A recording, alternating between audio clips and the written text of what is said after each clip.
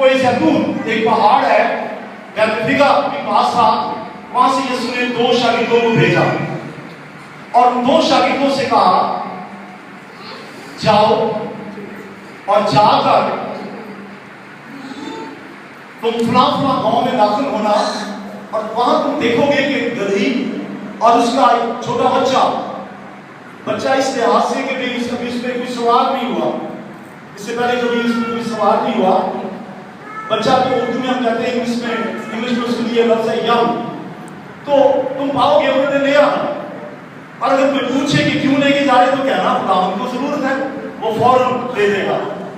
لگتا ہے خداوند کی یسوع نے پہلے گدھے کے مالک سے بات کی ہوئی تھی، اور اگر نہیں بھی کی تھی تو جب یسوع کا نام لیا تو اس نے کہا ٹھیک ہے لے جاؤ، فوراً انہوں نے دے دیے، اور یسوع مسیح گدھے پر سوار ہو کر یروشلم میں داخل ہوا۔ تو آج کے کلام کے میں سے آپ یہ سیکھیں گے کہ پام سنڈے ہمیں اس لیے کہتے ہیں کہ لوگ کھجور کی ڈالیاں گدھے کے نیچے اس کے جہاں سے اسے گزرنا تھا وہاں انہوں نے بچھائی اور اپنے کپڑے بھی۔ کھجور بہت اہمیت والا پھل ہے یہ مڈل ایسٹ کا، عربی ملکوں کا، اور میں نے یہاں تک سنا ہے کہ عرب کے لوگ کہتے ہیں کھجور ہماری ماں ہے۔ تو گویا مڈل ایسٹ کے کلچر کے مطابق کھجور ایک اہم درخت ہے اور یہ ان کی بہت بڑی صنعت ہے۔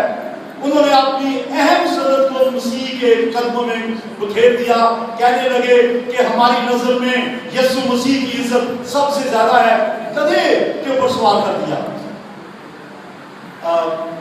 عزت گدھے کی جو ہو رہی تھی دراصل اس لیے ہو رہی تھی کہ اس کے اوپر یسوع سوار تھا۔ یہاں پر گدھی اور اس کے بچے کی عزت جو ہو رہی ہے اس لیے کہ یسوع سوار ہے۔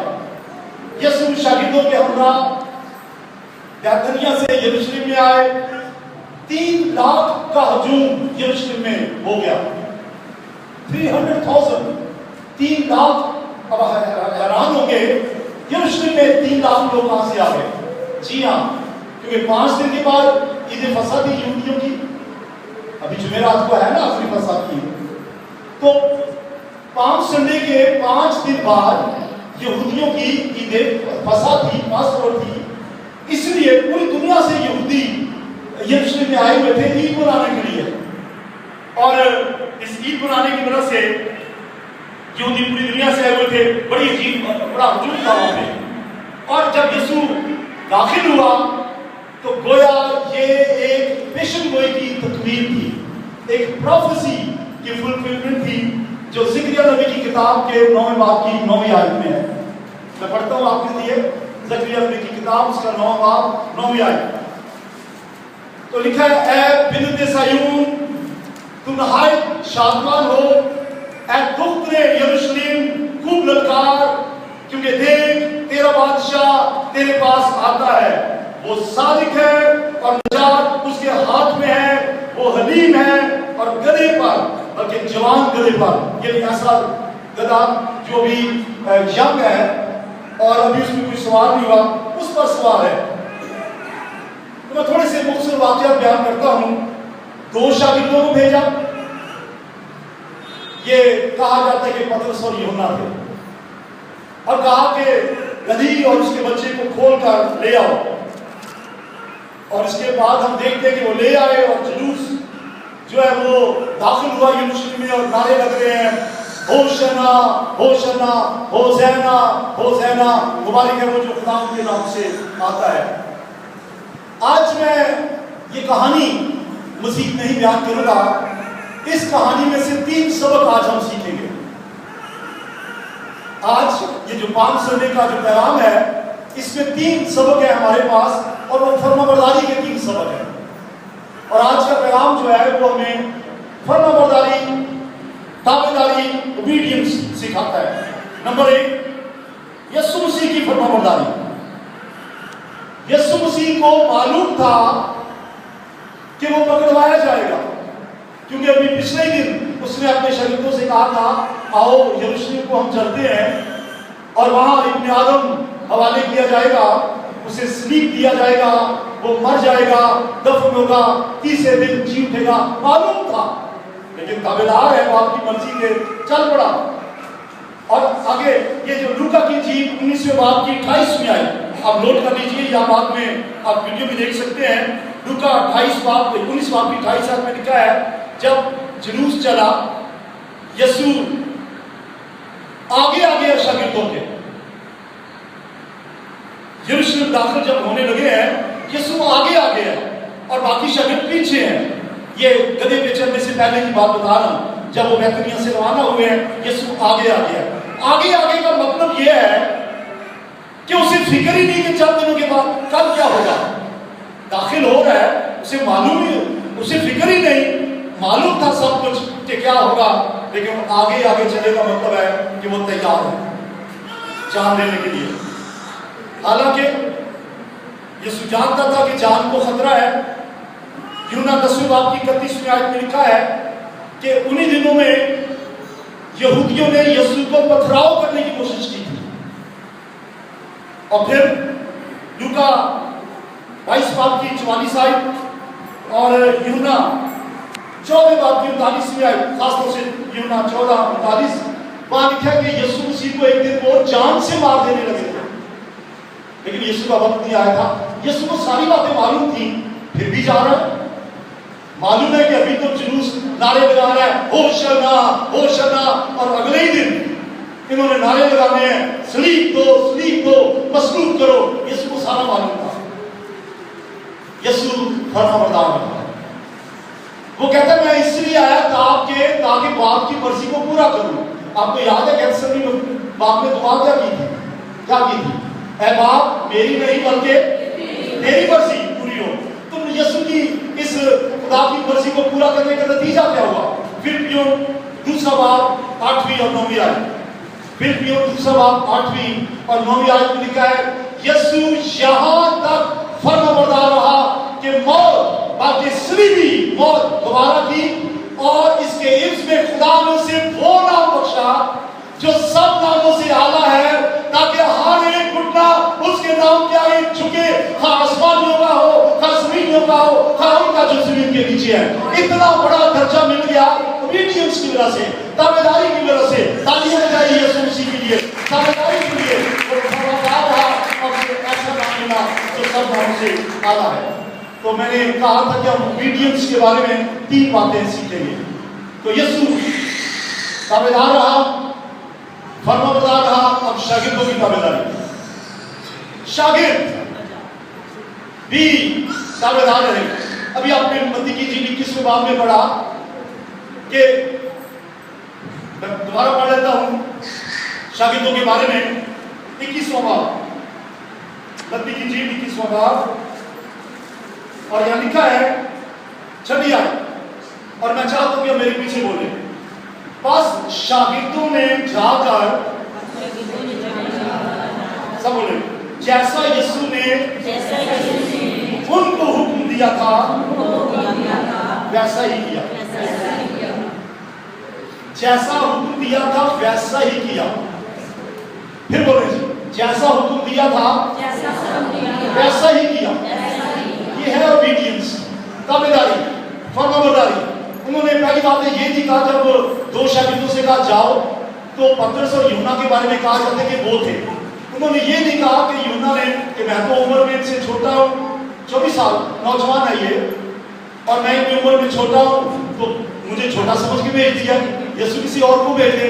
और पतरस ने ये नहीं कहा कि मैं बड़ा हूँ उम्र में, मुझे क्यों भेज रहे हैं, ये तुम्हारा क्यों नहीं भेज रहे, कुछ नहीं कहा। जैसे बच्चे आजकल करते हैं ना, बच्चों को माँ बाप कहते हैं बेटा इस तरह ये काम कर दो, तो कहते नहीं जवेद को कह दो, प्रवेश को कह दो, विकी को कह दो, वो किसी और पे ला देते हैं। यीशु ने ऐसा नहीं किया। ये शागिर्दों ने ताबेदारी की, जैसा कहा गया था वैसा ही किया। और क्या किया? गदही और उसके बच्चे को खोलकर ले आए हुक्म के मुताबिक। हुक्म क्या था? जाओ, और वो चले गए। क्या हुक्म था? बोले जाओ, गो, और वो चले गए। आपको याद आया कहीं और भी ये हुक्म मिला था शागिर्दों को, सब शागिर्दों को, जाओ का हुक्म, जाओ और कौमों में मनादी करो। हाँ, इरशाद आज़म मत्ती 28 बाब की 19वीं आयत में भी यीशु ने कहा था, गो एंड मेक डिसाइपल्स, जाओ और शागिर्द बनाओ, जाओ सारी खल्क के सामने जीव की मुनादी करो। यहाँ शागिर्दों ने ताबेदारी की, गधी और उसके बच्चे को खोल के लेके आए, और जब जैतून के पहाड़ पर यीशु ने कहा जाओ मुनादी करो, तो सारे शागिर्द मुनादी करने में लग गए, निकल गए। और आज आपको जो मसीही नजर आ रहे हैं, ये सब उसी गो की ताबेदारी करने का नतीजा है, ओबीडियंस का नतीजा है। और अगर वो फरमाबरदारी ना करते, आज मसीहत ना होती। और इसलिए हुई, उन्होंने यीशु की फरमाबरदारी की, तमाम दुनिया में जाके इंजील का प्रचार किया। तो फिर नतीजा क्या है? ताबेदारी के बदले में शागिर्द शहीद हुए, और जब शहीद हुए तो आप याद रखिए शहीदों का क्या दर्जा है, शहीदों का क्या दर्जा, जो मसीह के लिए शहीद हुए। और उन्होंने अपने घर बार को छोड़ा, अपने माँ बाप को छोड़ा, अपने बहन भाई को छोड़ा। पहले तो 3 साल मसीह के साथ रहे, और जब यीशु सलीब पे चढ़ने के बाद हुआ, दफन हुआ, जी उठा, फिर आसमान पे चले गए, तो शागिर्द पूरी दुनिया में फैल गए। सब बोले हालेलुया। उन्होंने तमाम दुनिया में इरशाद आज़म की तकमील की। तीसरी फरमाबरदारी, और ये फरमाबरदारी गधी और उसके मालिक, गधी और गधी का जो मालिक है उसकी फरमाबरदारी है। गधी और उसका बच्चा, ये किसी की मलकियत है। जैसे मेरे पास कोई मोटरसाइकिल हो और मुझसे कोई कहे यार साहब ये मोटरसाइकिल मुझे दे दे, खुदावंद को जरूरत है, तो मैं कहूँगा खुदावंद को जरूरत है तो खुदावंद ने मुझे दी है, मेरे लिए दी है, तो मैं शायद पेचोताप करूँ और ना दूँ। लेकिन ये देखिए उसके मालिकों का हाल। उन्होंने शागिर्दों ने से यीशु ने कहा कि जाओ, जाके तुम कहना कि ये खुदावंद को जरूरत है, फौरन दे देगा। लिखा है उन्होंने फौरन दे दिया, फौरन, एट वंस। ताबेदारी, उन्होंने ताबेदारी की, फौरन दे दिया। बहनों भाइयों, जब हैकल बन रही थी, सुलेमान की पहली हैकल, तो लिखा है कि लोग, जब उनको कहा गया लाओ अपना मालो दौलत, अपना पैसा खुदा के काम के लिए, तो इस कदर ज्यादा ले आए कि उन्होंने हैकल तामीर कर दी। बोली हालेलुया, सब बोले हालेलुया। और आज जब हम कहते हैं लाओ, खोल कर ले आओ, हम ये तो नहीं कहते बाज खोल के ले आओ या गांव खोल के ले आए, हम कहते हैं जो आपको खुदा ने तौफीक दी है वो मसीह के घर में लाए, खुदा के घर में लाए। ये कि तो देनी ही देनी है, उसके लिए तो हुक्म है, वो तो देनी है अपनी कमाई का 10वां हिस्सा, उससे बढ़कर खुदा के जलाल के लिए जब हम कहते हैं लाए, तो फिर लाए ताकि खुदा का काम बढ़े, ताकि खुदा का काम और तरक्की करे। मसीहत दुनिया में जहां अभी तक नहीं पहुंची वहां पहुंचे। जब हम देते हैं, देने से खुदा हमें बरकत देता है। ओबीडियंस की, देने के बदले में खुदा बरकत देता है। क्या लिखा है कि खुदा खुशी से देने वालों को अजीज रखता है, खुशी से दे। और मैंने वेलकम में एक यूनिवर्सिटी के चैपल में देखा, इबादत हो रही थी, जैसे ही पास्टर साहब ने अनाउंस किया अभी इस गीत के दौरान हदिया उठाया जाएगा, तो सब लोग खड़े होकर तालियां बजाने लगे। मैंने पहली दफा देखा है कि चंदे का नाम लेके अभी झंडा उठाया जाएगा और तालियां बजाने खुश हो रहे हैं, क्योंकि लिखा है खुशी से देने वालों को खुदा अजीज रखता है, खुशी से। तो उसके लिए बरकत है। अगर खुदा की अजीज बनना है, गधी के मालिक की तरह बन जाए और खुदा के लिए दें, दिल खोल कर दें, बढ़ चढ़ कर दें, जितना दे सकते हैं दें, ताकि खुदा का काम बढ़े।